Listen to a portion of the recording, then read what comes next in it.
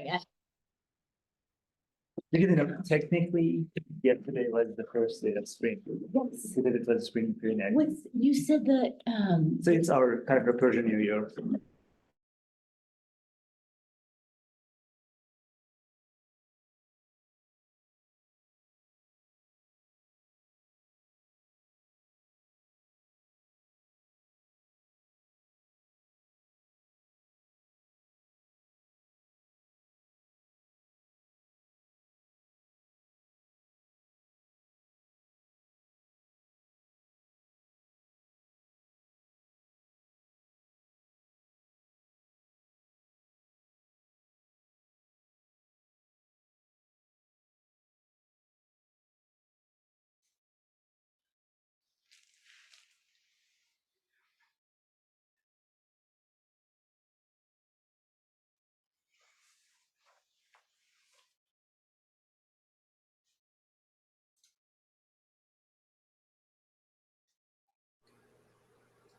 Hi, Amy Chan. Hello, I wondered if it was going to be the same Lucy St. John. Yes, how are you? I'm You look doing well, great. thank you. You Thanks, look great. Look very youthful. Oh, I think it's the glow of the nice lights Ben put in for the pandemic. Okay, all right. Well, good to see you. Yeah, He does a lot of interviews and stuff from. right. I bet. Anyway, good to see you. Are you Good to still in see you. Concord? Yes, we're still same place. Yep. Yeah. Mm-hmm. Yep. Nice. Stop by sometime if I you're in would the love area. to. I You really would should. love to get in touch. It's been too Long many. time. Yep. All right.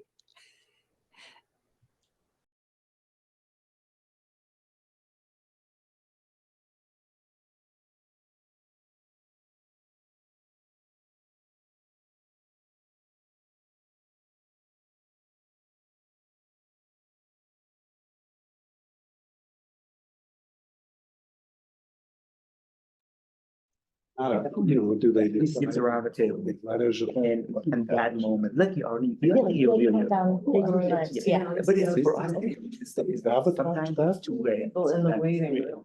Every year, we can check it here. It's like Ooh, that's Yeah. kind of, Yeah. I mean, very like, Miss doing okay, yeah. Yeah. Yeah.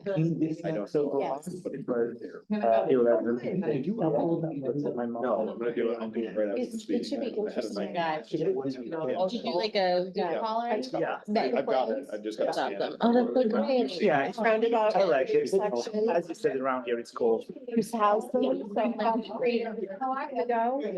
Are you do anything for the equinox that's coming up or the solar eclipse? Sorry. They're challenging it to be happening in like 2 weeks. But you have to say that based on the land taking, the land area, especially a historic area, it might. And given the amount of the very same truck traffic that we have coming, I can now move the maintenance line. So we're getting up to exit 10. Wow. Yeah, Logistics. yeah, yeah, they're bringing 80 jobs, 80 grand a year. Yeah, but you know, it's gonna be exponential. But I broached the whole. Yes. It's officially 9:30. It's officially 9:30. This is your business. Alex, You will be using watching. I'm not sure we have somebody. Yes, what? Oh. Yeah, is anybody out in the Cube Land? Can we make People in? make Dave? Well, usually, yeah, Dave, Make him a co-host. I'm making you a co-host so you can watch our waiting room in case I'm not seeing people come and go. So if you could be on the duty for letting people in, that'd be great. Certainly, no problem. Thank you. Do this. Do that. We have a whole lot of people here today and a lot of new people. buckle in. This is gonna be exciting introductions. All right. All right, ready to get started? Well, barely, but okay. Okay. Good morning, everybody. I'm Bruce Thomas. The Southern New Hampshire Planning Commission Technical Advisory Committee meeting, March 21st, 9:32 a.m. I'd like to call the meeting to order. Again, I'm Bruce Thomas in the town of Hooksett. Introduce ourselves. Elizabeth Robidoux, Town of Hooksett. Yeah, I'm Kurosh. I'm a PhD student at UNH. We are working with NHDES on covered road stream crossings prioritization project, and we were invited by Zach. Welcome. Yeah, thanks for having us. I'm Polly Crocker. I'm with DES's coastal program, but we're leading a statewide effort on stream crossing replacement. So we're on the agenda for today. So thanks. I'm Angelique Hanwell, Director of Transportation with Easter Seals. Tracy Whitehead, Regional Service Coordinator for MTA CART. Brendan McDowell, City of Manchester Planning Department. Maggie Baldwin, I am the Engineering Project Manager with the City of Manchester ECW. And I think that the goal is ultimately for Kristen to steps away from this committee, and I would take the place. And there's Susanna and Amber stuff with the commission. Zach Swift with the commission. Kristen Clark, City of Manchester Department of Public Works. Nate Miller, Southern New Hampshire Planning Commission. Adam Lesney, staff with the Planning Commission. Sylvia Von Owlock, I'm the Executive Director here at the Planning Commission. And on the screen here, we have Andrew. Introduce yourself, please. All right. Thank you. Franny? Franny Day with the Dairy Chamber Economic Development. Amy? Hi, I'm Amy Chan. I'm the manager of Cycling Without Age in Lebanon. And Lucy? Lucy St. John, New Hampshire DOT. Good morning, everyone. And good morning, Jessica. Hey, good morning, everybody. Jessica Wilcox with the Department of Environmental Services. Vincent? Morning, Vincent Pagano, Central New Hampshire Planning Commission. Mark? Mark Sunin, Town of New Boston. George? Hi, George Saris, Town of Derry. Hi, Claire? Hi. Hey, I'm Claire Jaffe. I'm a community planner at Volpe National Transportation System. We have David Hi, David Tilton, Southern New Hampshire Planning Commission. and Alex. Hi, Alex Mello with the Town of Wyndham. And I think that's everybody. So the first item, did I miss anybody? First item on the agenda, review of the notes from the January 18th, 2024 meeting and action on minutes of the February 15th, 2024 meeting.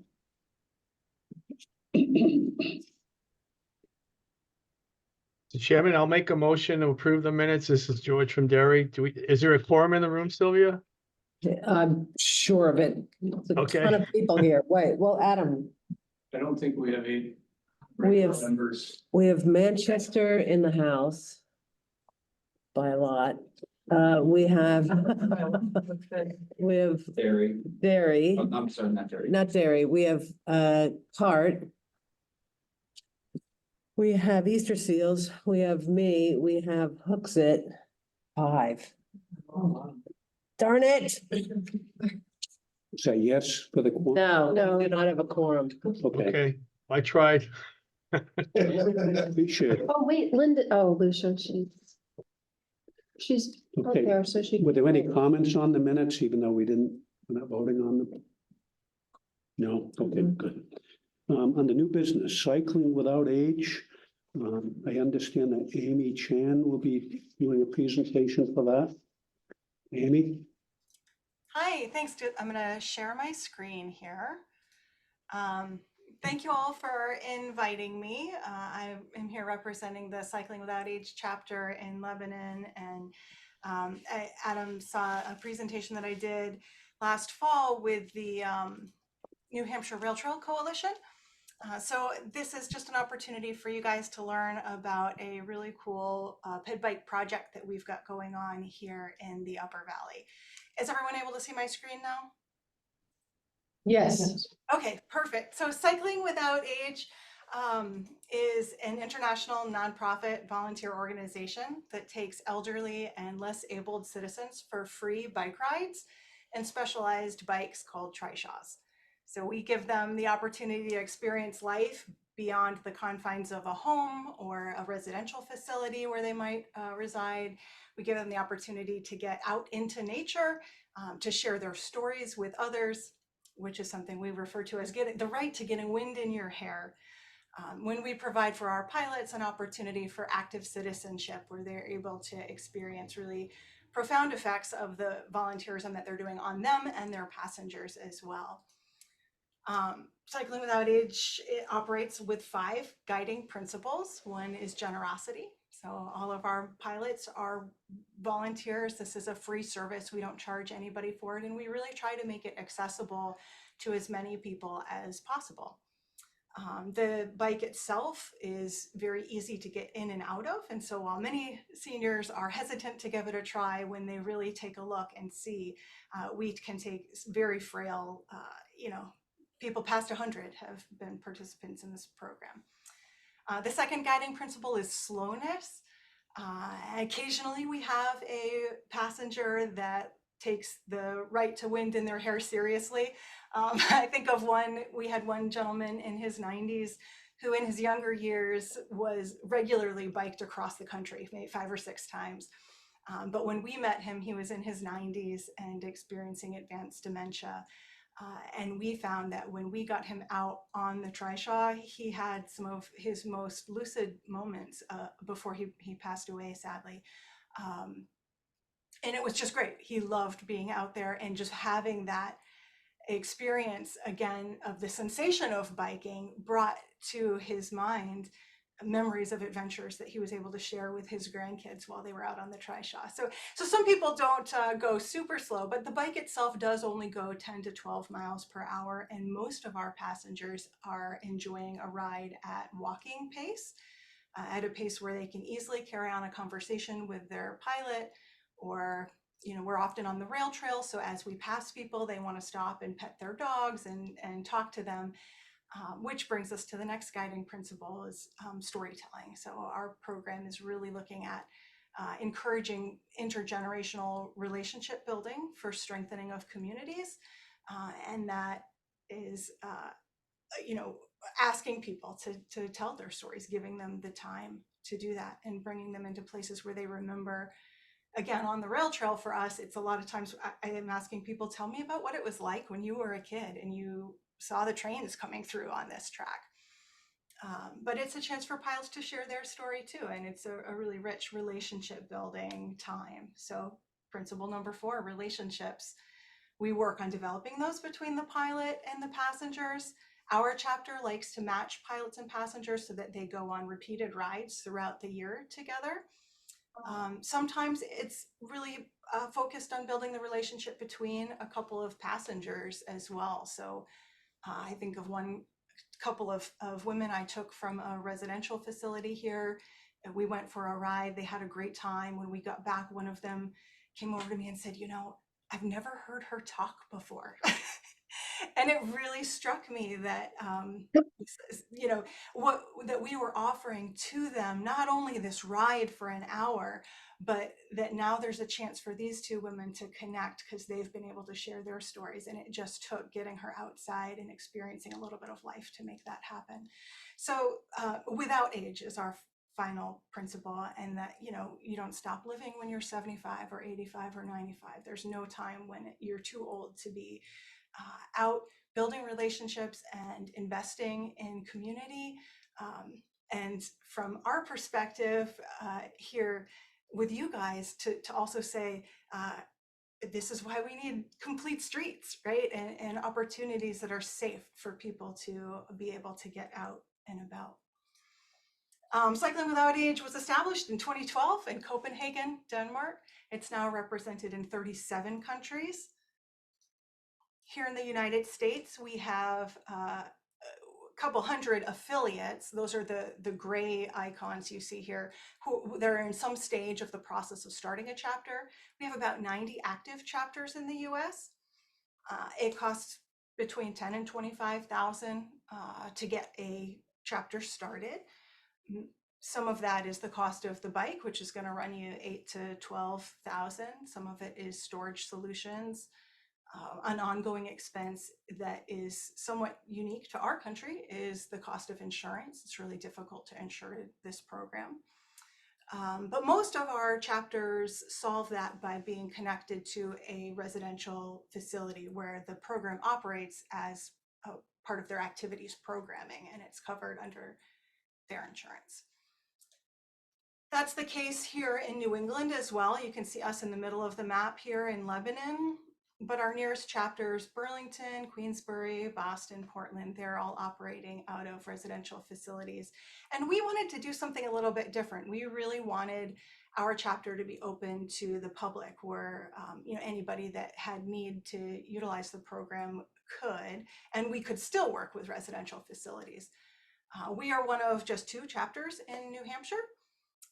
We are the only one that's public, and we're actually way in the minority for chapters that run in a public way in the US. We would love to see more of that. We'd love to see more of those chapters around New Hampshire, both in our urban areas and in rural places. As you guys know, we have a lot of great rail trails throughout the state, and that's what we mainly utilize in our chapters. Rides, they love listening to the river and the birds and seeing the flowers throughout the seasons without the bustle of and risk of traffic. So I'd love to see these chapters explode all over the state. In order to make this happen, we had to adopt a really collaborative model that's pretty unique in the Cycling Without Age world.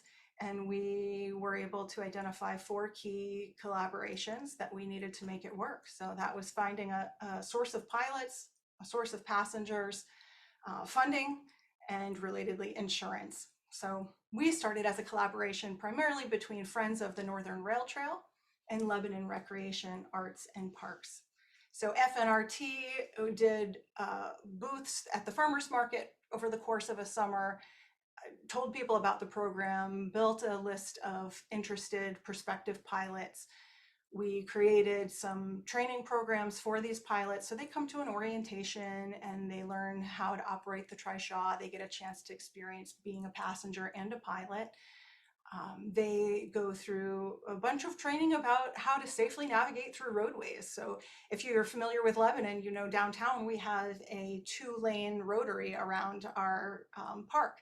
And we use that space with the trishaw. So our pilots need to learn how to safely navigate that.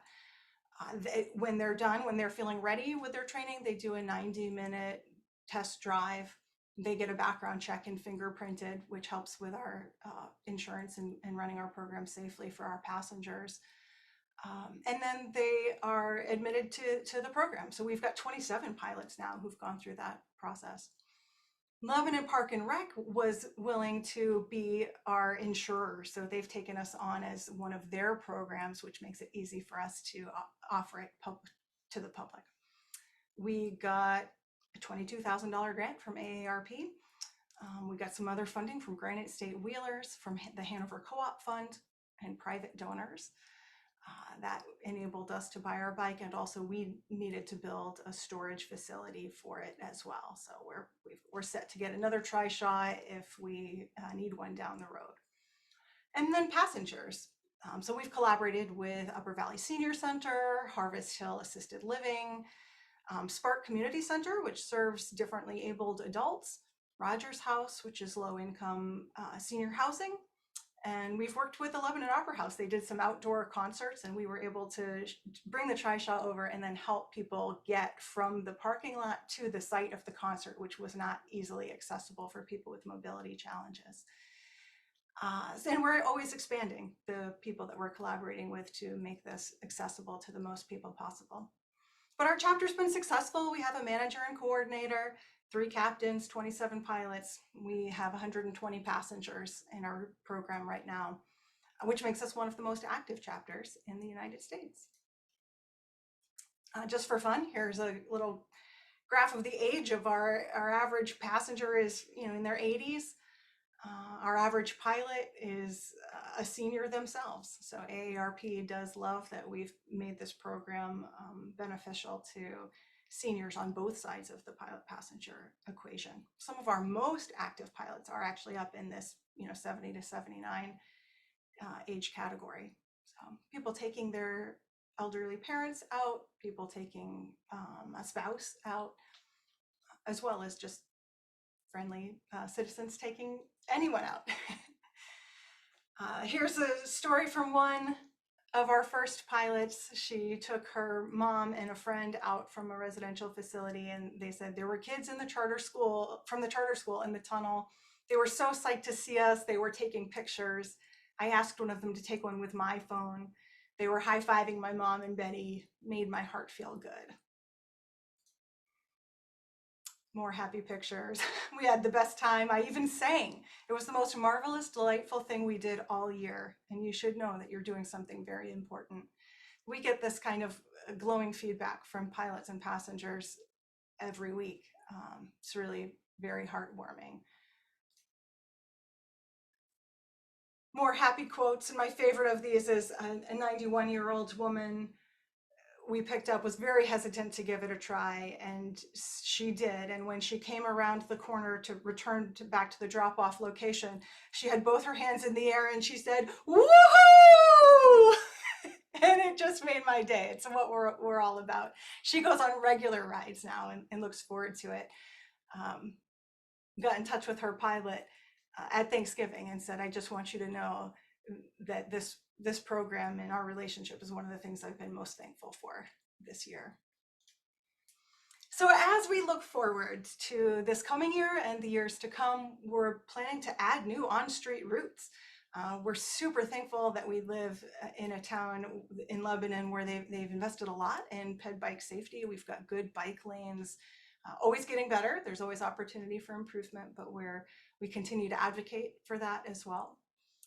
We'll be connecting with the community health workers at Dartmouth Hitchcock, and they're going to start identifying patients who are at risk for social isolation and referring them to our program. We have PBS coming to film some of our pilot passenger pairs, and they will be doing a series this summer. We'll be airing this summer, so keep an eye out for that. We're connecting with local businesses and inviting them to become what CWA calls coffee partners, where they might offer a free cup of coffee or offer something that pilots and passengers can go to that business and enjoy some time there together. We participated in the Proudy, which is a big bike fundraiser last year. We had a passenger who used to participate in it under his own leg power, and he's no longer able to, but we had a pilot who took him and they did the 25-mile course. So this year we will be doing the 50-mile course, and we have a team of pilot and passengers who will do it as a relay. So, but there are a lot of events that we've participated in that are on street. Memorial Day Parade, the Veterans Parade, we've brought vets to be able to participate in that. The Walk to End Alzheimer's. Our bike rodeo always had a ton of stuff for kids, but this has been the first activity that has been directed at the elderly. And we'll be looking to add some new younger pilots as well, just to bridge that intergenerational gap a little bit more. And hopefully, especially as we start working a little bit more with Dartmouth Hitchcock, we'd like to start collecting data on the improved quality of life that people are experiencing from this program. Some data that's been collected from other chapters in Europe has noted decreased social isolation, improved appetite and sleep, fewer medications, among other things. So I'm a RN in my professional life, and so I'm very interested in that aspect of it and happy to support that if we can find the right partners to pull it off. And then as we grow, we've got our eyes forward to securing funding for a second trishaw and a trailer. So this is where we're at and where we're going, and thank you for being interested in projects like this and in making our transportation system in the state friendly for people of all ages and abilities. It really makes a difference to a lot of people.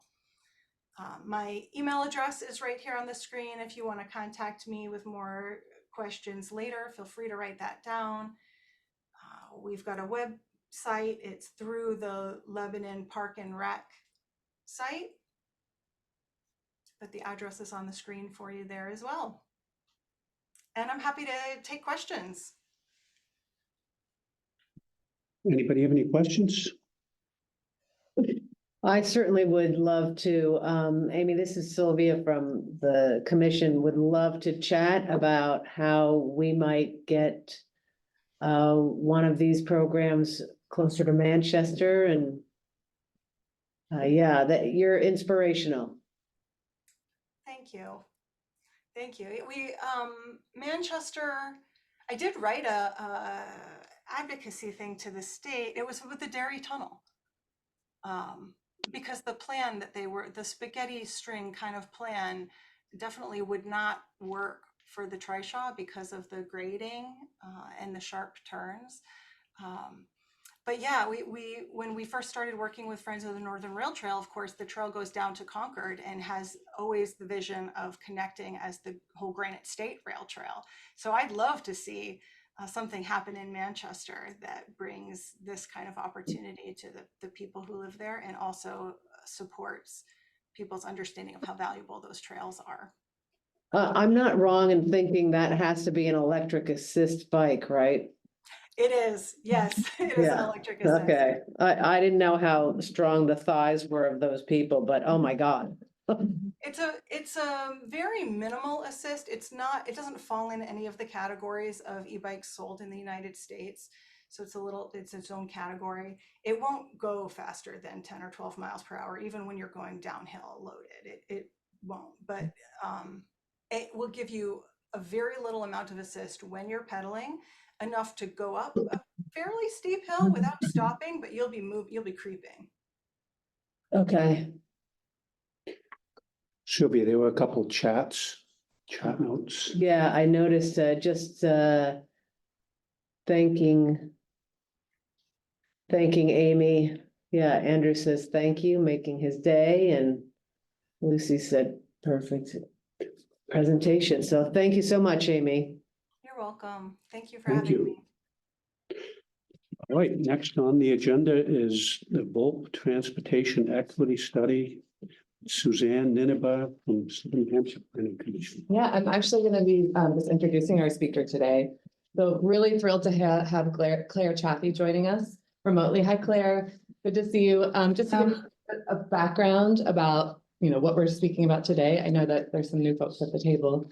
So in 2022, the City of Manchester and a coalition of public and private organizations applied for a Build Back Better Regional Challenge grant from the U.S. Economic Development Authority, and we got it. So it's a really exciting moment. We have all of these resources, lots of great projects to implement.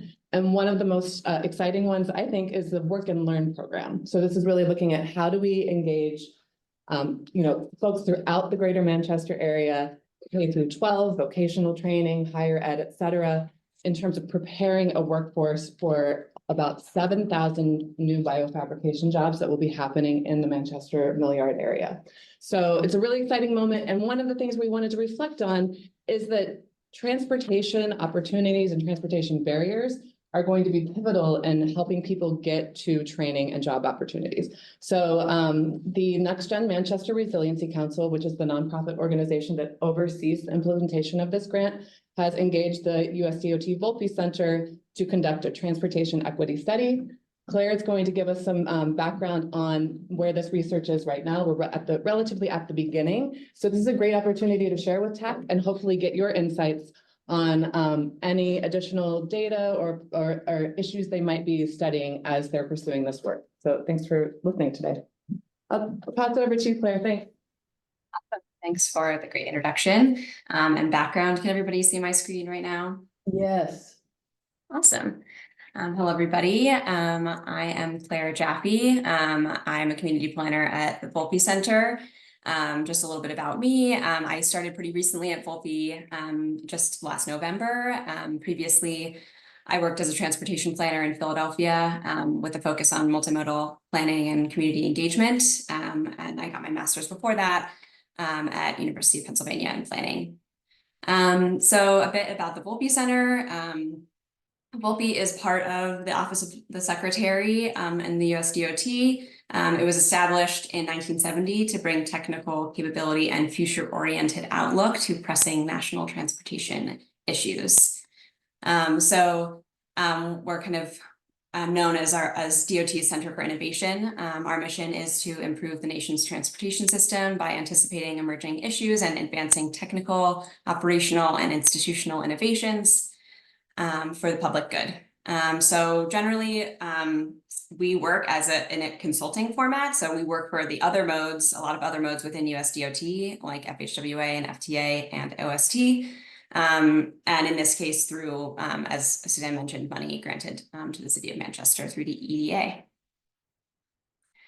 So, excuse me, I'm going to move pretty quickly through the presentation today, but I'm going to kind of go over some background research and findings, some of the issues and challenges that we've found in the Mill Yard District, and then kind of quickly review some of the current research and where we are right now, and then have some time for discussion and Q&A. So diving into some of the background research. So I guess quickly, I wanted to give you an overview of the project. Suzanne kind of introduced you a bit, but this transportation study, we're planning to develop as part of the Work and Learn program, which was mentioned, and the Work and Learn program aims to create a sustainable, equitable, and well-trained workforce to power the biofabrication cluster. And so an important component of this is how we're going to get workers to the mill yard and workers move around within the mill yard. So in that vein, the project goal was scoped as the overarching goal was to connect people from the underserved populations with access to education and opportunity in the Mill Yard District. With the first objectives to improve equitable multimodal connections between the greater Manchester area and the Mill Yard. And objective 2 is to improve equitable multimodal connections within the Mill Yard. And kind of overarching goal, something also that Suzanne mentioned about the 7,000 new jobs. An overarching goal of the Work Learn program is to aim to have at least 30% of direct new jobs filled by local area residents most in need. So again, kind of just highlighting that, everything that we're doing is kind of to support and help the Work Learn program reach that goal. So some key collaborators and stakeholders. This is very similar to the folks that are involved with the Next Gen Resiliency Council, and a lot of the people here have kind of helped us with resources and been great connectors throughout the project. And so great thanks to everybody on this list and everybody who's helped us so far. So kind of quickly diving into our timeline, we really got working on this project in November, December of last year, right about when I came onto Volpe. We prepared and then completed our initial site visit and tour in December, which was my first time to Manchester, which was a great visit. And then in January, we had our internal kickoff with many of the stakeholders that were listed on the previous slide. And then all of that work kind of informed our background memo, which was completed in February. And so now we're in the data collection and research phase. And then during this time, Army is working on contracting with the De Amano consultancy to conduct a 4-month community engagement process, which is hopefully starting soon. And then after that research phase and some of the engagement, we will develop an equity challenges report and then move into a plan framework and implementation action plan, which will be the final deliverables. So this is just an overview of some of the initial research sources. Kind of we looked at some like project specific sources, some insights about Manchester, some of the transportation plans, equity plans. So we read a lot about what's going on and tried to kind of immerse ourselves as much as possible. We also learned a lot about the major projects and priorities in Manchester and in the region. I know this slide is very full of text. This was actually one of the outcomes of our brainstorming at the kickoff meeting, where we really tried to download as much as possible about the different projects that are happening, some of the priorities, and so understanding kind of what's going on right now so that we can build on that and not duplicate and make sure that we're positioning Manchester well to serve the biofabrication industry. So moving into some of our research, I'm sure that this won't be a surprise to many of you, all these numbers, but Manchester obviously is standout in the MPO region. Compared to average rates across the MPO, Manchester has a higher population, a higher percentage of minority populations, and a lower median household income, and also a higher poverty rate. And it has similar percentages of people under 18 and over 65.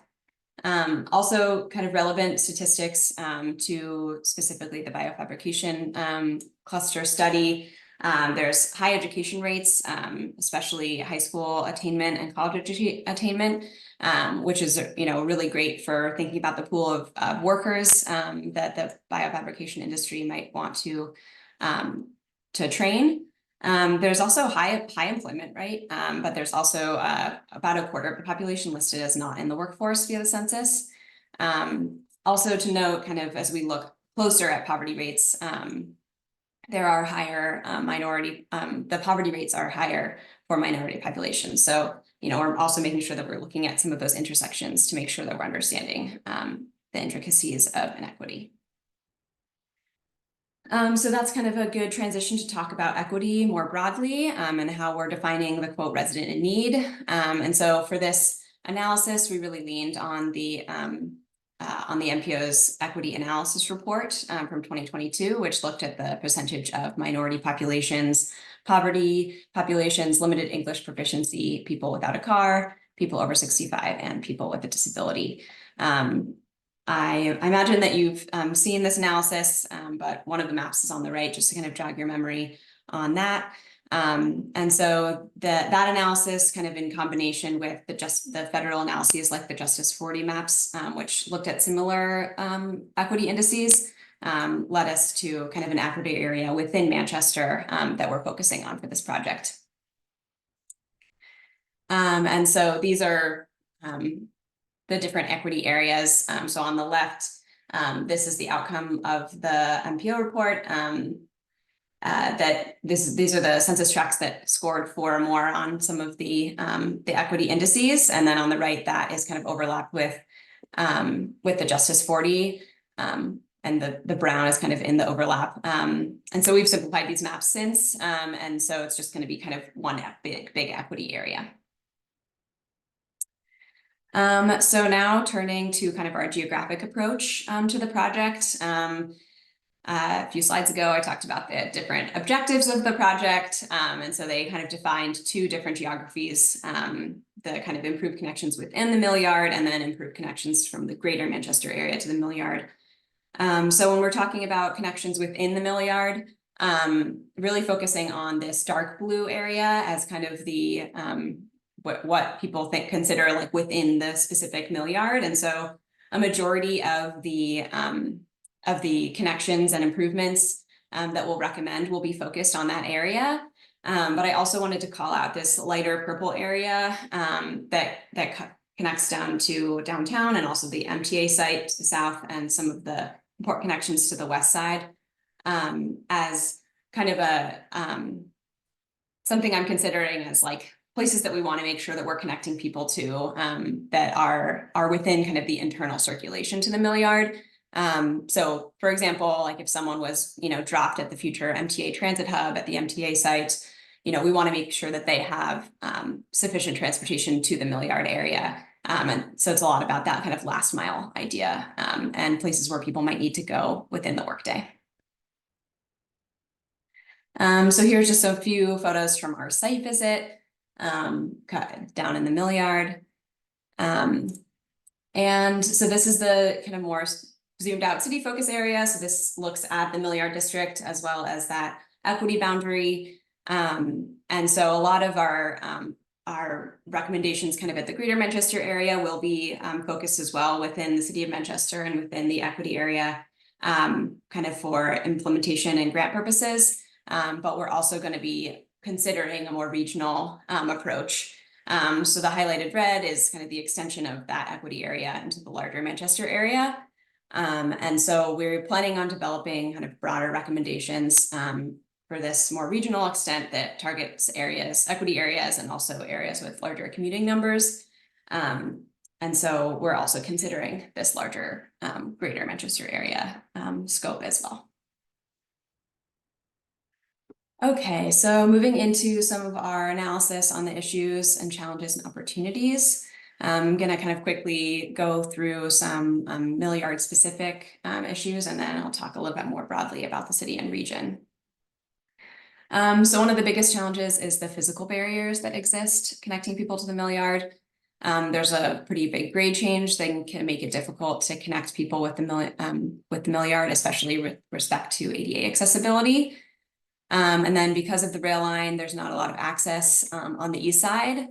The rail line and the bridges also create choke points for traffic and physically separate the Milliard from the communities to the west and east, which are where some of the underserved populations live. So these neighborhoods on the west side and the east side seem walkable to the Milliard based on distance, but are not very walkable in practice.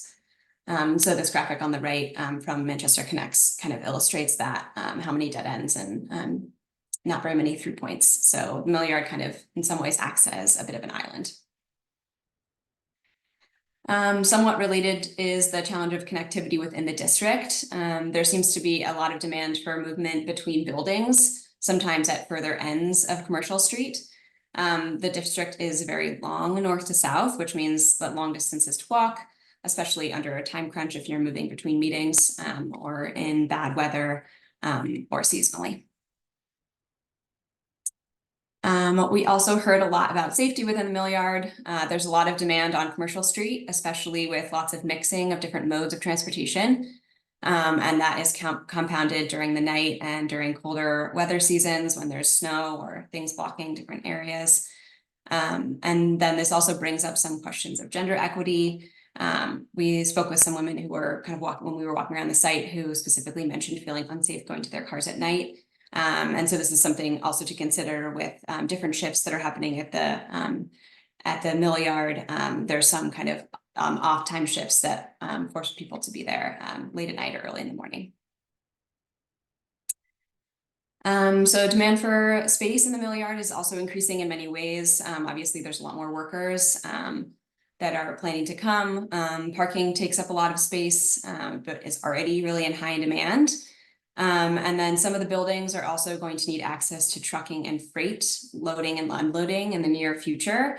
And so shifting from a more car-centric design will be more efficient for moving people, but it also demands its own space.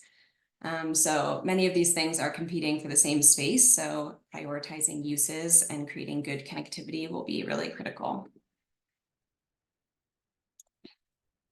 And then finally, there's a lot of legacy urban design issues. There's parking surrounds many of the buildings, and the entrances and loading areas are often kind of unclear. And this, could be further complicated by adding freight into the district when you're not really sure exactly what's the main entrance and where is the main freight entrances. So moving into some of the more regional context and citywide context. Right now, the numbers show that the vast majority of Milliard staff and residents travel to and from the site, as well as within the district in a personal vehicle. The MTA's Green Dash is a fixed route MTA public transit service in the area that circulates around the Milliard district along Elm and Commercial streets, but it doesn't seem right now like many people use it. The other MTA service doesn't have very frequent headways, so relying on that for regular commuting could be difficult. And responses from the SNHPC Equity Analysis Report overwhelmingly noted that current MTA service is insufficient, and respondents ranked improving service as the #1 item to improve mobility and transportation equity in the region. There are also areas with limited car access. This graphic on the right, also from SNHPC, shows households with no vehicle or fewer vehicles than workers. So there's pockets directly next to the Milliard as well as in the greater Manchester area. So this obviously mixed with the existing auto-oriented development is a big challenge. And looking at some of the commuting information right now, commuters are also coming from around the region. And this can pose a challenge for targeting specific nodes for transportation, especially with areas that have varying densities of people. So another thing to consider. So just kind of a brief overview of all that information I just dumped on you. The Mill Yard District, the main challenges, physical barriers, safety and comfort, connectivity within the site, increased demand for space, and then the legacy urban design. And then at the regional and citywide scale, I think I mentioned in the earlier kind of residents in need most lived west and east and south. So, and the accessibility to the Mill Yard from those areas via walking, some of the overlapping equity needs, and then the auto-oriented aspects of Manchester, and then the current transit being underutilized and insufficient. So I'm gonna keep going into some of our current research. So we're kind of deep into the current research stage. So right now, some of the things that we're looking into specifically in terms of the internal circulation within the Mill Yard, we're doing a lot of research into shuttle options. If we're looking into autonomous vehicles as an option or a fixed regular route. We're really thinking about the green dash. Why doesn't it work right now for people? Looking at ways to make the Mill Yard feel more connected and less like an island. And then in terms of transportation demand management, we know that some sort of TDM practices will be really necessary here. So we're looking into the specific solutions that would be the best fit and how to structure a TDM program within the existing company structure. And then parking, we also know that we aren't going to have complete mode shift. Obviously, we need to still accommodate a lot of parking, but how can we simplify and kind of right-size the parking or create successful satellite parking areas?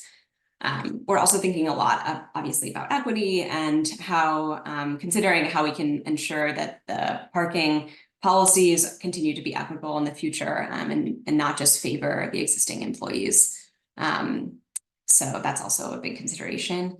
And then in terms of external circulation, one of the biggest things we're looking into right now is just kind of how we can leverage existing MTA routes, or do we need to have supplement with an existing, with a new employee shuttle, and kind of what would the funding structure look like for that? So that's another thing that we're looking into. And again, how can we make sure that that is as equitable as possible? And then we're also thinking a lot about equity kind of wraparound solutions. So what wraparound services will make it easier for people without a car or with limited access to comfortably juggle multiple priorities like childcare, elder care, food access. So that's another thing that we are making sure that we're considering throughout this process. And here's just some graphics from some of the research we've been doing already about mobility hubs and the shuttles and the TDM practices. And also just quickly wanted to review some of the upcoming engagement. So the Volpe Center, we're helping develop a survey that will hopefully soon go out to Mill Yard employees to kind of understand better some of the existing transportation practices and needs, and also what they might be interested in seeing in the future. And then we're also planning a focus group with some of the worker trainees that we've already heard are struggling with some of these same issues that we've been talking about, kind of car access, try to better understand how they're navigating that right now, and how these solutions can help serve them. And then the Damwano consultancy should be coming on board hopefully soon, and they'll conduct their 4-month engagement with different resident groups. Unfortunately, I don't have a lot of information on that right now, but I can try to get that information to you all when I have it. We haven't received their engagement plan yet. So with that, that is the end of my information dump on you all. And I have some discussion questions that I'll bring up, but I also am happy to take any questions about the project in general. These were just some that I thought could kind of seed conversation. Do you agree with our top issues and challenges? Is there anything else that you would add or take away? And kind of what else do we need to know about the mill yard and the region to develop equitable implementable solutions. So I'll leave this up here, but leave it open to you for questions if you have any. Question. So I guess the goal is that the goal I'm is sorry? that 30% of the new jobs in the biofabrication industry coming from these underserved areas.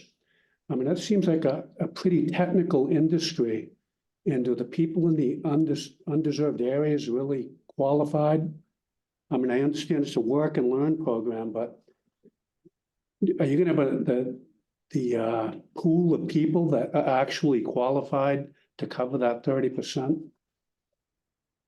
Yeah, that's a great question. Yeah, so that's the work and learn, the goal for the work and learn program. It's and yeah, I mean, it's my understanding at least is that you know, a big part of the work and learn program is the workforce development. And so there's a lot of training and reskilling that's planned. The you know, Army itself has a big workforce development arm. I don't know a ton about exactly how that's functioning. But at least in my mind, a lot of the and in discussions with the with De Amuano group, you know, our plan, or at least our discussions with them, have really focused a lot on utilizing the outreach as kind of a point of information as well for getting the word out about jobs that are available. And from our discussions with Army, my understanding is that they are taking a very wide swath of that, like they're taking a pretty wide approach to the people that they think can fill the jobs, and that there's a wide range of jobs that are available. A lot of the jobs that they're looking to fill are anything from a lot of lab technicians, but anything from like lab technician to janitors, you know, any support staff essentially. And so they kind of have a plan in place, is my understanding, to kind of to train people up to be able to take on those lab technician positions, which are, you know, pretty well paid and very stable jobs. Thank you. I had 3 questions. This is from Sylvia. One, it may be far-fetched, but since you're still in idea mode, considering the history of the Segway, have you added the Segway as an option for not micromanagement, oh my God, micro-mobility? And 2, I'm curious, I'm gonna throw all 3 questions at you at the same time. Then Okay. the number 2, I saw one of your slides had that the green dash numbers, you had, nobody takes it. I know I recently was on the green dash with for a different purpose, but there were definitely people on the green dash. So I'm curious about, have you done surveys or where your numbers come from?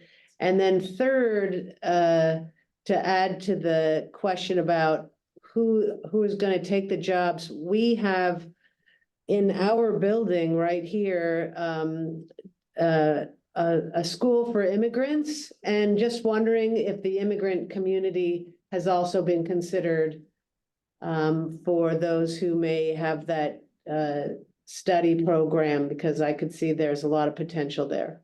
So sorry, all 3 questions at once. Good luck. Go.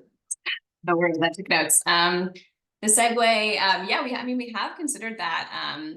Yeah, we're definitely kind of thinking about a lot of options. I know that Manchester has the scooter share.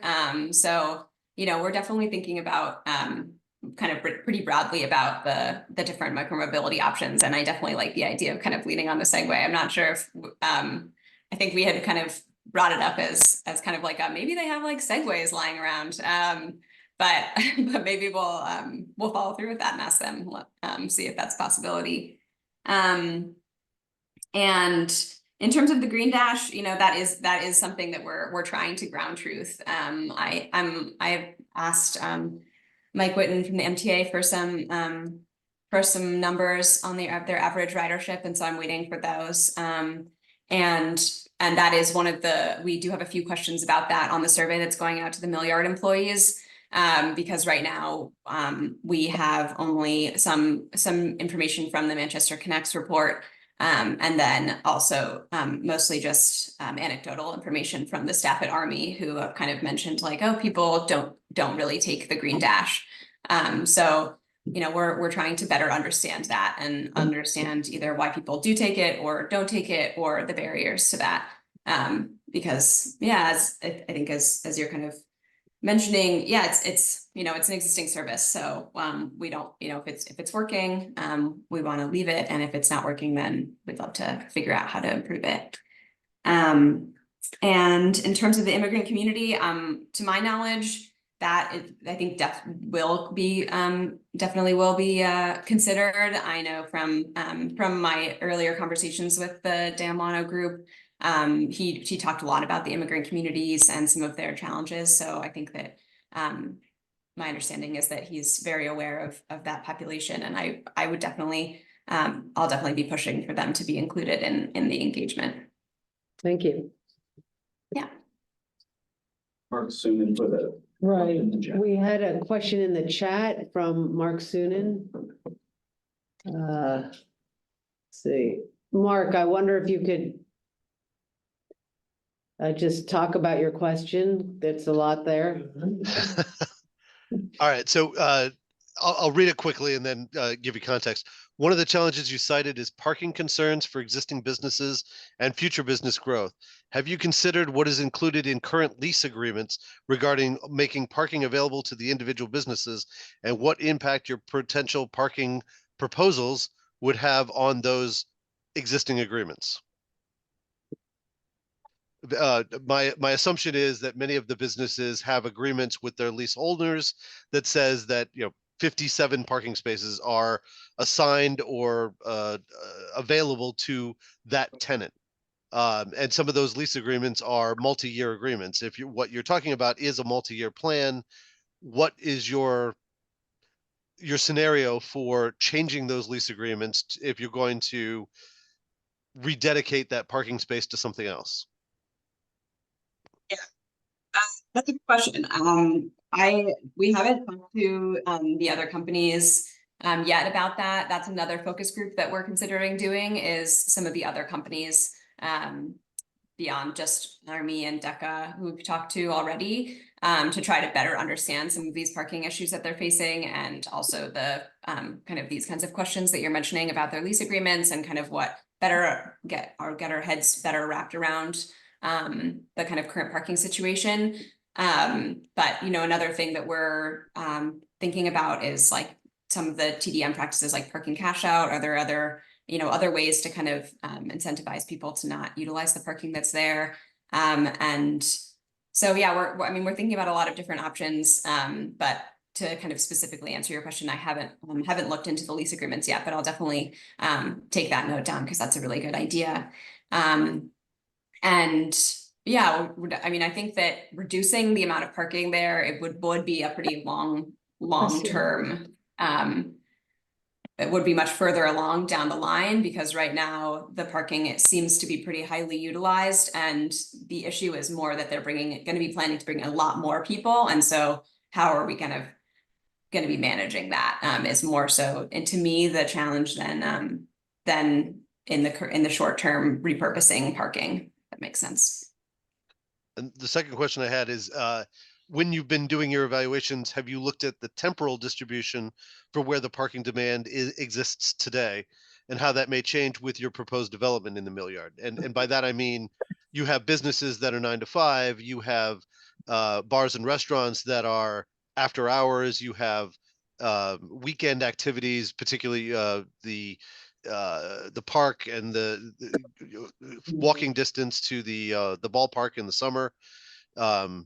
Parking demand is not static in any one area of the mill yard. Yeah, we've thought about that. I mean, we aren't doing a full parking study as part of this, so I'm not sure if that we'll like granularly understand that from a numbers perspective. We're kind of utilizing some of the numbers from the parking study that was done as part of Manchester Connects. But I definitely think that we'll we're trying to think about that, kind of how parking is utilized at different times, especially as, you know, with the different shifts happening at the mill yard.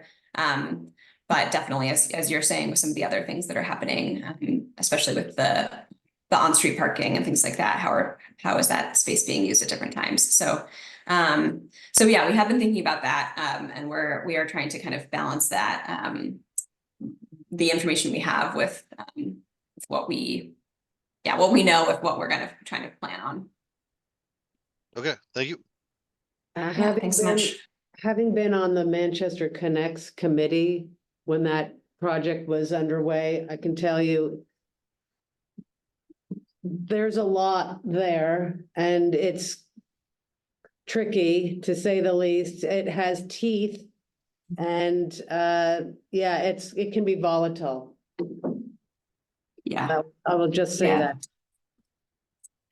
Yeah, parking is always, people always hold on to parking. So, yeah, we're definitely still wrapping our heads around all the different lots and all the different times that people can use them, and the different types of parking that are down there. So, yeah, we're still really looking into that. Hi, Claire. My name is Tracy, and I work hand in hand with Mike Whitten at MTA. Oh, So great. I can possibly be of some assistance with you, as far as numbers and operations and things like that. I can help connect. Awesome. Yeah, so I can reach out, you have your email and stuff. So. Yeah, I'll connect you to it Yeah. after this. Awesome, thank you. Great. Thank you so much. Yeah, I reached out to Mike, but I knew that, you know, he's probably pretty busy. So I was like, if there's anybody else you want me to talk to, so that would be great. Thank you so much. You're welcome. Any other questions? I've got some. This is Brendan from City of Manchester Planning. I don't really have like a fully formed question. I guess maybe more of a comment or statement, but just about the autonomous vehicles. If I understand correctly, that they are quite expensive and they're also pretty controversial. I know that there's a lot of groups that oppose them vehemently and will go out of their way to, stop them from operating. And so I just wanted to make sure that that was something that was, you were aware of, that, it might not be as efficient. We already have the green dash. And so, it seems like maybe it'd be worth it to, put money towards something that's, already in operation and, work on improving that, or, disseminating information about it and kind of encouraging it and stuff, rather than, the investment in something that's like experimental, opposed by certain groups, particularly bikers and transit oriented groups and things like that. And the safety issues with them as well. So I guess it's more of a statement rather than a question, but just, something to keep on your radar and stuff that, autonomous vehicles are iffy. Yeah, definitely. Yeah, we're kind of trying to do our due diligence of just looking into different things, especially, it just because it's kind of this like north-south spine, and, like with the kind of innovation aspect of the mill yard, we just wanted to kind of do our due diligence to see if it was a viable solution. But I'm definitely aware of those issues and I absolutely hear that. Yeah, the green dash already is moving around in this space, and there's not a lot of space to, autonomous vehicles require their own like lane essentially. So it's very, very likely that at the end of this research phase, it will be, something that we don't move forward with. We have one more question in the back. Yeah, if we're going to talk about controversial transportation, I guess I'm wondering if you have considered leveraging the use of the railroad that's right there for either freight or passengers. I don't know. I guess we haven't looked into that yet. We could. I haven't thought about that as possible passenger or freight, but we could, yeah. Yeah, I know there was the Capital Corridor that I don't think got a lot of support in the state, but I think that actually ran from Massachusetts up to Manchester, I believe. And I think that Nashua, who is south of us, is continuing to pursue that portion. So that might be something that is worth looking into.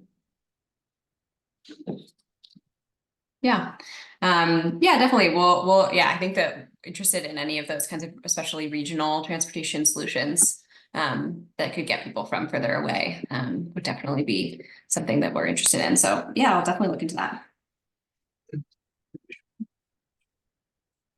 Thank you, Maggie, for being controversial. Yay. Any other questions? All right. Thank you so much. Thank you. Awesome. Thank you so much. Next on the agenda, stream crossing replacement prioritization with Zach Swick. New Hampshire Planning. Not like Suzanne did, I'm just gonna briefly introduce Bruce and Pollyann, both from UNH and DES respectively.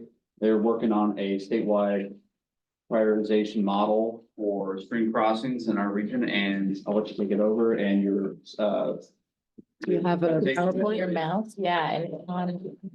It's on there. Okay, Over to be open. are we sharing? You just have to share it, I guess, if it's already there, that must be I it. can even do, There you go. feeling very technically powerful here. Okay, and then. Oh, okay. And how's it look for online? Do our home viewers see It's this? still in presentation mode. What the heck? Go to. Here, Oh, it's, I think. Zach, you fix it. Help that.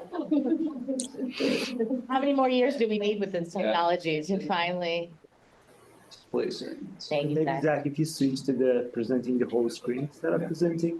Oh. Duplicate. How about now? It appears to be full screen now. Yes. Okay. Yes. Thanks.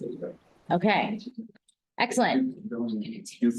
Thank you so much. My name is Polly Crocker. I am a watershed management specialist with DES's coastal program. Appreciate being on this potpourri of topics on this agenda. I'm also on as a volunteer because I can't get enough of civic duty. I'm on my Upper Valley Regional Planning Commission, and I will say we'd be very jealous of this amount of attendance at our TAC. I felt slightly better when I realized there's only 5 people from the actual TAC here. So anywho, myself and Karash will do some introductions here in a minute, but we're going to be talking about our project, which is thinking about stream crossing replacements in New Hampshire, and which one should we think about first across the whole state or your region. So we'll introduce our project team. I'll do kind of an overview of why we're thinking about stream crossing replacements. We're going to introduce you to our project and what that's about. The big ask here, we're doing this outreach as part of getting participation for a survey for folks that are working in the culvert bridge field. And hopefully we'll have some time for discussion, but I'm going to be conscious of time. We've been at it for a while here. So, okay, what are you doing here? Get out of there. Our goal, just kicking it off so you have context throughout this conversation, this project's goal is to develop a stakeholder-informed prioritization framework for replacement of stream crossings that aims to achieve balancing of all the things that streams crossings touch, from ecological, economic to societal outcomes. It's amazing how many people think about stream crossings. And we're identifying kind of those win-win scenarios that balance all those potentially competing factors. So we'll talk more about how we're gonna hopefully make that happen with our project today. So as I said, I'm Polly Crocker, watershed specialist with DES. My partner in crime here with stream crossings is Kevin Lucy. He's a habitat coordinator in the coastal program. He's been, with DES for almost 20 years. And I recently learned his dad worked at DES. So he's got great perspective that he brings to this project. And he actually worked on 2018. He's been part of the New Hampshire Stream Crossing Initiative for decade plus and developed a specialized stream crossing assessment protocol for tidal culverts because they have a lot more going on than just your riverine systems. So I think Karash, why don't you introduce yourself? Yeah, so my name is Karash. I'm a second-year international PhD student at the University of New Hampshire. My major is environmental engineering. I'm working under the supervision of Dr. Wei Mo. And our research mainly is focused on system level management, seeing both the big picture, not just being focused on something small, and gaining benefit from that so that we can move towards sustainability and resiliency. Yeah, and I'll just mention, part of what's kind of bringing us down this path is, I manage 2 grant programs at DES that were funded by ARPA, so part of that pandemic push of funding. One is a coastal flood risk infrastructure grant program. The other is a statewide culvert replacement grant program. So I've been working on a lot of implementation projects, and I've been in this position for about a year. So I've gotten to know all things culverts in New Hampshire over that time, and this is taking me and Crush are learning together as we dive into this world, and I'm hoping to learn from y'all. So our first step in getting this project going was establishing a TAC. And I love the state agencies here kind of represent those big 3 things that influence culverts: the environment, transportation, and wildlife. So those are 3 big themes when you're looking at culverts and bridges. We also have, hey, there's the Southern New Hampshire Regional Planning Commission. Zach has been repping you guys on our TAC, which has been super helpful. We're kind of relying on the RPCs to bring that municipal lens to our work without being able to go to every single municipality in New Hampshire. So that's been an excellent resource for us. The Nature Conservancies bring in the nonprofit angle. We have T2, who's another arm to the transportation-focused municipal peeps. And Streamworks is a private environmental engineering firm that's been kind of coming at it from the implementation side as well. So we got a big old TAC. I think we're up to 24 people now. It's been great. Again, indicative of how many people kind of think about this work. So why stream crossings? Many stream crossings are reaching the end of their useful lifespan, like much of the infrastructure these days. There's a lot, we have our pictures down here. You can see why folks might be motivated to think about a stream crossing and replacing it, from flooding to, degraded condition. We got some sad alewife here who can't get through the perched culvert on the left. So stream crossings impact a lot of things. And there's over 20,000 of them in the state of New Hampshire. So it's a big problem with a lot of need, especially in the past few months even. We've had some pretty severe storms in our state that have really heightened it up from the flooding and connectivity and safety perspective. So folks have been thinking about this for quite some time. The New Hampshire Stream Crossing Initiative was formed in 2006, 2007, after the Mother's Day storm, Patriots Day storms, where a lot of stream crossings had a lot of issues across the state. So these state agencies down here kind of got together and formed a coalition with the mission of getting consistent data on assessing what is the problem here. Where do we have problems? Which culverts are not in good condition? Which culverts have flooding? So they developed the stream crossing assessment protocol. It is a consistent data collection tool. We host trainings every year through the SCI to train. The RPCs have been a big component or proponent of these stream crossing assessments. It's no small ask doing a stream crossing assessment. Each culvert takes 45 minutes to an hour. There's over 90 data points that are collected. So it's very substantial. But we like to tout the benefits of doing that level of data collection is you get these 4 assessment scores. So is your stream crossing geomorphically compatible? Does it fit the stream that is running through it? Is there aquatic organism passage? Can the fishies jump through or can they not? The asset condition, what is the structural condition of said culvert and or bridge? And flood vulnerability. One of the really cool ones that comes out of this that people don't realize because it happens after the fact. We at DES get all that data. How big is it? How long is it? What is the slope? And we run it through a hydraulic model and calculate, can this culvert, per a pretty broad scale model, pass the 2-year, 5-year, 10-year, 50-year, 100-year storm? So this data exists. It's out there. Amazingly, 70% of the stream crossings in New Hampshire have been assessed over the past decade or so. So it's been a pretty incredible amount of work to date. So we have this beautiful data set, and our work is about how do we now use that data. So today you can view the data in this aquatic restoration mapper. This is an existing resource. SADES is the state asset. Some of you guys might be familiar with that. It also involves closed drainage, the road surface management system, pedestrian infrastructure. There is also a stream crossing data set as part of SADES, and it is displayed on this ARM mapper. This is a powerful tool. You can see here all the different features, For this culvert right here, we can see what is its structural condition. Can it pass aquatic organisms? Is it geomorphically compatible? Does it pass the 10-year storm? That is all featured right here. We can also see, oh, look, it has eastern wild brook trout passing through it. These little black flags, actually, this is a cool data set. Each hazard mitigation plan, as it gets updated, we have an intern that is putting those features that experience flooding on a map. So we have kind of digitized some of the hazard mitigation plans across the state. It's a manual process, so it's not perfect, but it's an attempt to get those data points in there. So I see each of these layers, data layers, are like a funding source, right? So like folks motivated by aquatic organism passage could chase after fish and game funding, for example. Structural condition and flooding might be looking at hazard mitigation funding. Geomorphic compatibility can get into that natural resource funding world. You know, if your stream isn't geomorphically compatible to its culvert, odds are there's going to be erosion and that can degrade water quality. So you can get in here and manually click around and find out what's going on culvert by culvert. If you have some GIS tech savvy folks working with you, or if you yourself are one of those people, I appreciate you as one of those people that's not super savvy. But you can download this data and use it and manipulate it and start to think a little more holistically about your town or your watershed. And what our project is doing is trying to create a model that will do that level of prioritization at a watershed scale or a townwide scale.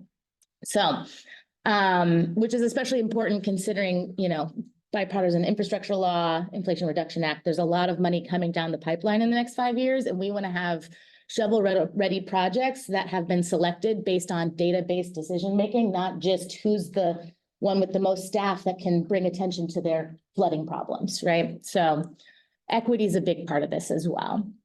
This is just the highlight. You know, we're not the first ones to think about this. There's been a lot of folks working on stream crossing assessment kind of in this early 2000s. More recently, people are starting to think about prioritization. For example, most recently, the Warner River did a watershed-wide assessment using the SAIDS data to do an assessment for them based on their priorities. Last year, the Saco River's doing the same thing. So more and more people are starting to think about how do we use this data and get towards prioritizing these types of culverts. So we're thinking about a kind of a holistic way to make that happen. So I'm gonna hand it off to Parash, who's gonna get into the nitty-gritty on how our approach.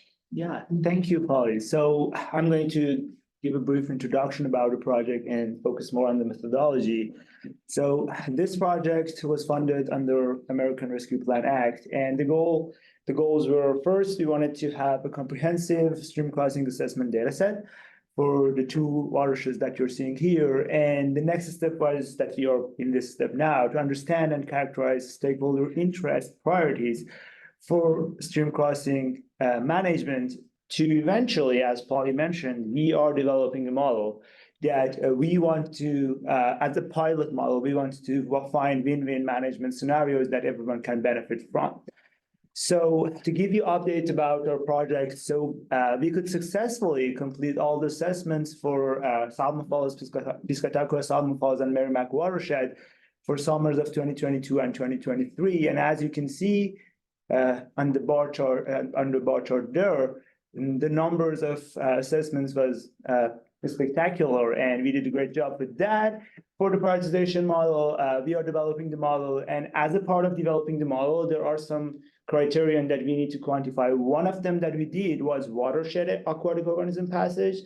So it's not just only look at the crossing itself, it considers all the upstream and downstream crossings so that we can understand how passable is the watershed. And for the stakeholder engagement, we assembled our technical advisory committee. We created a list of criteria and overarching goals and stakeholders to engage. And we have a draft of survey, which for all of these, we'll talk about it in future slides. I just want to point out, so we surveyed all the crossings in the Merrimack watersheds. That means the Southern New Hampshire Planning Commission, your guys' region has been you have a complete data set of all the accessible, the ones we could get to, which is pretty exciting. So You're welcome. Yeah. Yeah, with that, I'm going to start talking about the methodology and how we are going to find those win-win solutions. So one of the most conventional methods is scoring and ranking is being used. It's pretty simple. You need to select a set of evaluation criteria. Then you find the scores for stream crossings for each of these criteria. And eventually you find the rank for stream crossings considering all these criteria. To illustrate it further with a small example, here in this table, you see 4 evaluation criteria, hypothetically being from 0 to 10, 10 being the most critical. And with equal weights, if we consider an environmental score as being the sum of these criteria, we can find the first to 10 rank to replace these crossings. So it's pretty simple. You select evaluation criteria, score, and finally rank. But what we are proposing here is utilizing multi-objective optimization. To explain it in a very small example, so we use it when we have conflicting objectives and we want to optimize all of them simultaneously. I'm going to explain it when you want to buy a car. So you want it to be as cheap as possible and you want it to be as fast as possible. And if you only care about speed, that red car on the top, you will end up with that one. But if you want it to be as cheap as possible and you have that cream car, which I don't have a cursor. Yeah, golf car. Yeah. So each of these dots is a car model. What we are looking for is those car models on that line. We call them optimal solutions that we have a trade-off between. When I say optimal, it means for any dot that is not on the line, I can find a car model on the line that has better speed and lower cost. But within those car models on that line, we have a trade-off. It means that if you want to increase the speed, you need to pay more. Having this in mind, I'll now explain how our model works and with a small example and comparing the scoring and ranking to say how we can benefit from multi-objective optimization. So for this example, we only think that we have 4 crossings. For these 4 crossings, we are doing 2 sets of scoring and ranking. On the top, you can see environmental scores with the same criteria that I mentioned and Polly mentioned. If we have scores from 0 to 10, 10 being the most critical, with equal weights, we can have environmental score. And when we rank them, we can see stream crossing number 2 is the first rank. If we do the same set of, if we do similarly for transportation score with 4 different criteria, which are structural condition, annual average daily traffic, road tier, and material, being from 0 to 10, 10 being the most critical, you can see that stream crossing number 1 is going to be the most critical. So what we are proposing to do, we are going to look at all different possible replacement scenarios. So these are combinations that we all learned in high school. So you have 4 objects, you want to choose from them. What are the combinations? You can choose none of them, choose number 1, 2, 3, 4, choose 2 of them, up to choosing 4 of them. So these are all the possible ways you can choose from them. So for a hypothetical scenario, if there are 2 agencies, transportation and environmental agencies, each have funding to replace only 1 crossing. For scoring and ranking, you on the vertical axis, you can see environmental score. As we had in our table, they're going to choose number 2 as only 1 if they have funding. And the same thing for transportation score. Transportation agents, if they have funding to replace 1, they're going to choose crossing number 1. But if we look at the bigger picture, we can see that green management scenarios. So we are limiting management scenarios up to 2 because we have 1 from transportation, one funding for transportation agent and the 1 for environmental agent. So if we plot all the scenarios up to choosing 2 crossings, we can find that crossing with a green circle around, that being the win-win management scenarios that we're talking about. But with 2,000 crossings in Salmon Falls watershed, it's not going to be 16 possible scenarios. It's near infinite possible scenarios. And we cannot just list them all and find those win-win management scenarios. And it's not just these 2 aspects. There are many aspects that I'm going to talk about.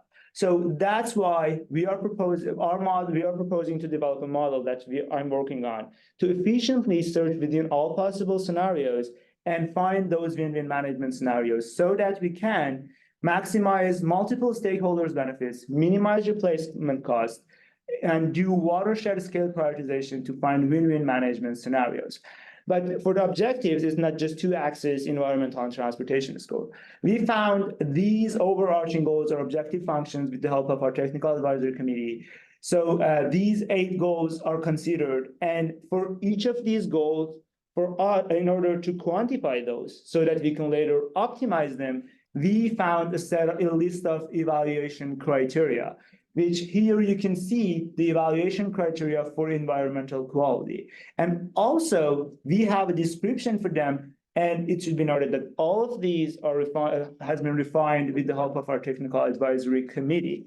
And these are the things that we are sending in the shape of a survey to our stakeholders. So even for the goals, if we are missing anything, they can give us that. And also they can submit their preferences and ratings for those goals. And also for each of these criteria, and also if we are missing something, they can talk about that, which for all of these, Polly is going to talk about it here for the stakeholder engagement part. Right. Thank you, Raj. So the whole gist here is that you could see if you did culvert 1 and you did culvert 2, you know, either transportation did great or the environmental funding worked really well. But if you look holistically and combine those funding sources, you can get a much better outcome for everyone. So that's also why we're taking the time to do a robust stakeholder engagement process, because it's really a people problem. Getting people to think a little more outside their silos and work together will get us better results. So we've identified our stakeholders utilizing, you know, the networks of our TACs. We, with our TAC, identified those overarching goals and the evaluation criteria, those kind of more measurable data-driven pieces that will reach the goals. We're doing these outreach sessions to get people excited and, you know, more knowledgeable about our project. We're going to use the weightings that come out of the survey, which is launching next week. I'm going to get into that a little bit more, to inform the model. And we'll report back out on the survey results so that you guys will kind of see what we learned at a broader scale. So this is ending with an ask to please nerd out with us and take this survey. Whoever you think might be willing to do that, feel free to share. It's a bit of a slog. It takes 25 to 30 minutes because if you can imagine, we had a TAC that came across all the sectors, interdisciplinary minds lead to really long surveys, it turns out. So we have a page that has you weight those 8 different goals. Which ones do you think are important or not important? Then each goal has a page. This is the road criticality example with the criteria that we've identified that make up that goal. So for here, you'll see, you know, road tier, what is the road tier? You can click here and see a definition. Is road tier important to road criticality, or is it not important? Or are we crazy? It shouldn't be involved at all. Why did you put road tier in road criticality? Or if you're not familiar with it, you can check unfamiliar. So we're asking for a ranking of each criteria. And then at the end of the survey, we also ask, you know, did we miss anything? You know, we did talk to our TAC, but there might be some other criteria out there that we aren't aware of that should be included potentially in our model. And so that's the clicking exercise that will be available to everyone March 25th. It'll be, so as I said, it's opening next Monday. It's going to be open through April 22nd. It takes a while to complete, so we're trying to get people excited about it, and we're sending it via email so that it can be shared broadly across, you know, the state of New Hampshire practitioners. We're looking for informed practitioners of stream crossings, which is a pretty big group. It can range from engineers that are doing design to a Friends of Lake Association volunteer who's been replacing culverts on the down low with his road agent for years now in the name of water quality. I've met all those people. It's incredible. So while that's going on, we are going to be working on, with our existing list of criteria, what are the data sets that we're going to use to define aquatic organism passage, for example? What is the methodology that we're going to use? We're just trying to be super transparent throughout this process. We're also going to identify data gaps. There's, even though we think road tier is a great example of a criteria, is there sufficient data out there for the whole watershed to incorporate it into our model? Maybe, maybe not. And then again, the survey results are going to directly inform the balancing of these different goals in our criteria, in our model, so that it reflects what we heard from practitioners in New Hampshire.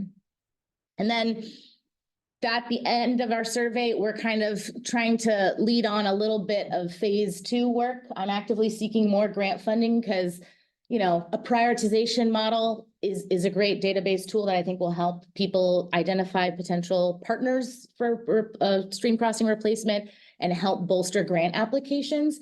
But that's just one type of tool. I presented this, I gave a little teaser to the My Upper Valley Regional Planning Commission, and one guy was like, yeah, prioritization tool is great. My road agent is just going to focus on the ones that flood every year. But what I really need to know is, because I don't want it to flood anymore, how much bigger should I make the culverts in the face of climate change? And I was like, oh, that's a great idea. Do you need like a model or like something? So we're looking for what are other tools, data sets, resources, people to kind of help push the needle on implementing these types of projects. So which organizations, technical experts, or other entities do you collaborate with? Besides funding, which we know is an issue, what are the biggest challenges you see in stream crossing replacement? And what are those other tools, data, resources that could help you make this work happen? So that's going to kind of help lead this work. This project is a pilot model in the Merrimack and the Salmon Falls watersheds. And it's kind of a proof of concept. If folks like it, we might carry it forward and think more statewide. We might think about how could we create a model that, the town of Manchester could use and tinker with what are their specific priorities. But yeah, would love, that's what we have. So would love feedback if you guys have something to say about our modeling approach or this project, and then also kind of thinking more long-term about other tools, resources, barriers that we could think about while we have the time and the resources and the people making it happen. So thank you. Okay. I don't know how to. Of all of the stream crossings you've shown, of streams you can walk through, you inspect smaller pipe sizes, right? Yes. You TV those? So most of them, we don't go through and necessarily TV. We're not at that level. It's, line of sight with the flashlight. Do you see any, is the bottom rusted out, that kind of thing? Well, that's what I'm wondering about, bottom rusting out, and yeah, if that increases the priority. Well, I mean, I know it increases the condition value. Right. Is that factored in, that it could basically fail and cause all of the environmental damage that you're trying to protect? So that would cross the boundaries. So that would be even a higher priority than. Yeah, so that's like a great example of what we want to hear in this survey, is that like something like, is the structural condition really crappy? That odds are we're not going to replace a culvert that's in perfect condition just because fish can't get through it, right? So it's going to have a very low structural condition score to rank high as part of. My comment is you should, at least for corrugated metal pipe, you should look inside every one of them. Yeah. Because I think the bottoms probably, those were put in before, well, at least like 20 to 30 years ago, before they started using plastic pipe that doesn't corrode. And they're now approaching the, the severe deterioration stage. Totally. We actually learned from DOT in talking to them that they actually, when they look at all their culverts, stormwater or stream, they prioritize corrugated metal pipe because they know it erodes faster and is going to cause bigger problems faster than a concrete or a plastic pipe. Right. So that will be built into our model. And that's why it's going to be so important that we're transparent about our methodology, so that like folks understand, like, yeah, that's being accounted for sure. And it's going to only help rise a culvert above another. Yep. All right. Just one quick question, because we do get asked about this.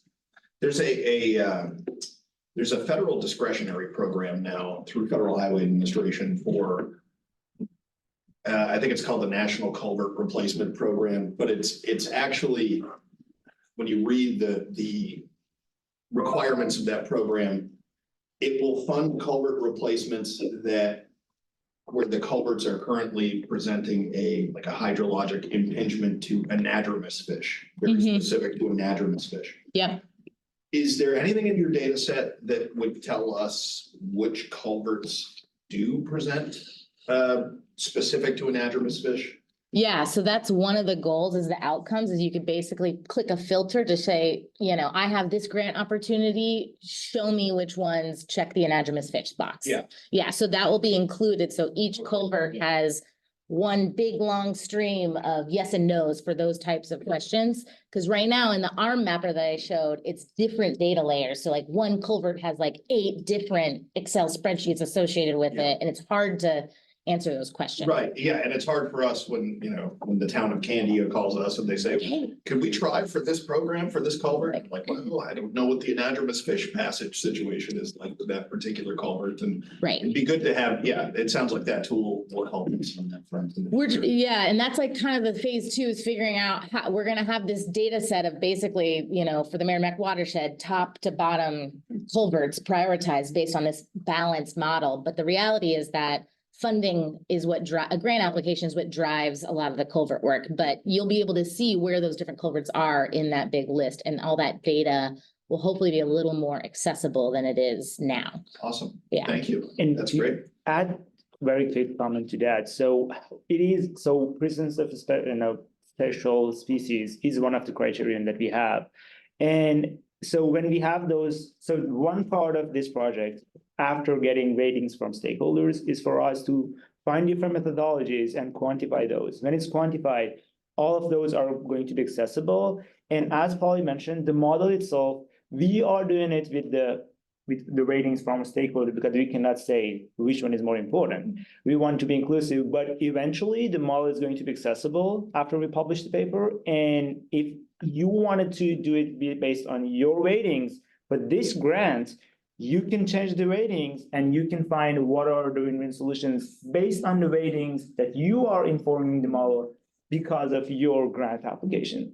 Right, exactly. Tailoring the model's outputs to what would work best for that particular discretionary grant application. Yeah. Until we get more funding to do something that's a little more slick and automated, if you have a Python script master on your team, you can take that model and have your way with it and make it fit your community's needs at the watershed, town, whatever scale you want. Yep. So that will be an outcome as well. That's great. Thank you.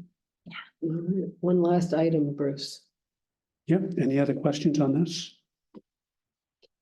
All right, thank you. It was very helpful. Oh, yeah. I'll leave my card. I also, if you guys want to be on our direct email list, we got Zach on it and he can distribute our survey. But if you want to be directly on it, I'll leave this over there if you want to give us your contact information. And this is me. All right, thank you. Okay, other business, FHWA CFI discretionary grant. And Sylvia. Yes, that is, I hope everyone can stay the next 5 minutes. Where's my friend Jessica? There she is. So I was lucky enough to hear this presentation for the Charging and Fueling Infrastructure Discretionary Grant. This is really important for our communities because this is an opportunity to get funding for EV charging stations, but why don't you, I've got an entire staff report here you can read, but I'd rather have Jessica, you explain it. You'll do a much better job than I will. Fantastic. Thanks so much, Sylvia. I appreciate you giving me a couple of minutes, and I won't keep you guys long, but just wanted to kind of come before you today and share a little bit about what Sylvia referenced from a prior meeting. So New Hampshire Department of Transportation and my agency, I'm Jessica Wilcox with New Hampshire Department of Environmental Services. We had previously last June applied for some discretionary competitive nationwide funding that was coming through the bipartisan infrastructure law under that National Electric Vehicle Infrastructure Program. So as you guys may know, DOT's getting $17 million to put fast charging along New Hampshire's interstates and corridors, but there was this additional opportunity for funding called discretionary grant program that allowed us to apply, nationwide allowed states to apply for additional funding for both corridors and as well as within our communities. And I know there's been a lot of interest in the communities. I kudos to Tammy from SNHPC for putting together that toolkit, which, you know, started to identify potential locations within all of the communities that SNHPC serves. The challenge is that we applied for this last year, and unfortunately, neither of our applications were selected for funding. So what we know is that of the $2.5 billion that's available through this program, only about 625 million of that was awarded to other applications. So there still is money remaining. So New Hampshire DOT and DES were kind of exploring this potential of pooling our resources and collaborating on a combined statewide application for either the next round of funding or potentially the funding that comes after that, because this 2.5 billion is going to be available over 5 years. And the previous funding was combined fiscal year 22 and 23, where they had put 700 million out and awarded about 625 million of that. So we're kind of anticipating that when the next round of funding becomes available, we need to get our feet under us and have some more specific information to build into this application, or we're going to continue to work on it and hopefully apply for another round of funding. So the appeal here is we're kind of envisioning that this funding opportunity may open again this spring, which would, if they follow the same course as last year, would mean that applications have to be submitted by May 31st. And so what we're doing is we're coming before all of the regional planning commissions, all of the communities, and saying, you know, we have some priority locations that we're trying to identify. These would be, you know, following the priorities of the grant funding, environmental justice communities. So think about your rural locations, underserved communities. We're looking at targeting commerce and culture centers, tourist attractions, parks and public spaces, locations near multi-unit dwellings where perhaps folks don't have a garage or a driveway to charge their electric vehicle in, and locations near transit hubs. So folks, you know, think about locations where there's a longer dwell time. And I know, Sylvia, you did some great work pulling together some proposed sites. And I think what we're looking for here is we're asking all the RPCs by April 15th of this year to at least provide us kind of some confirmed interested sites that would be willing to host charging infrastructure at those sites if they were ultimately awarded funding. So imagine that if DOT and DES are able to apply for this funding and we get awarded, likely what would happen is a sub-grant program would be created and we would solicit you know, sites from there. But what we'd love to be able to do is build into a proposal, hey, we have X number of potentially interested sites that we could, you know, award funding to. And ultimately, there are some parameters around these sites, right? They have to follow locations along the lines of that list that I shared, which I know is in Sylvia's notice to you all, that they would be willing to host a minimum of 4 plugs. Now we're thinking here, the beauty of the community charging program is unlike the corridor funding that DOT has received from this same program through that formula program, which requires that all those chargers have to be fast chargers. The beauty of the community side of this program is that they can be a mix of fast chargers and slower charging. So, you know, ultimately town centers want to invite electric vehicle folks to stop and plug in and kind of tour around, right? Visit the restaurants, visit the stores and whatever else. So the beauty of this funding is that you can either put all of that level 2, that slower charging in, or a combination of slower charging and fast charging. And so what we're looking for is by April 15th, if the RPCs can send us a list of sites, the locations, the addresses, a commitment to these sites being interested in at least hosting 4 plugs. That could be 2 stations with 2 ports on each station that are able to charge 2 cars at one time. And that there's an interest in either the level 2 slower charging or fast charging, or a combination of both. We know it's a big ask and a short turnaround, but we're just trying to get our feet under us and get a sense for the interest from our community. So that's all I have. Check out Sylvia's notice, and I'm happy to answer any questions if folks have any. Thank you so much. Yeah, I know we're pressing against going over our time now, but this is so important and it's such a good opportunity. I'm glad we have so many communities here today. If you have a chance, look at our existing report, which is under, I think, the environmental section of our website. And you can find our EV charging, report that we did. I think we finished that up last fall. And so we have a lot of different sites there, but we'd like to prioritize these and verify these. We'll probably, when Tammy gets back, she'll probably start touching base with different representatives from our communities and verifying these sites.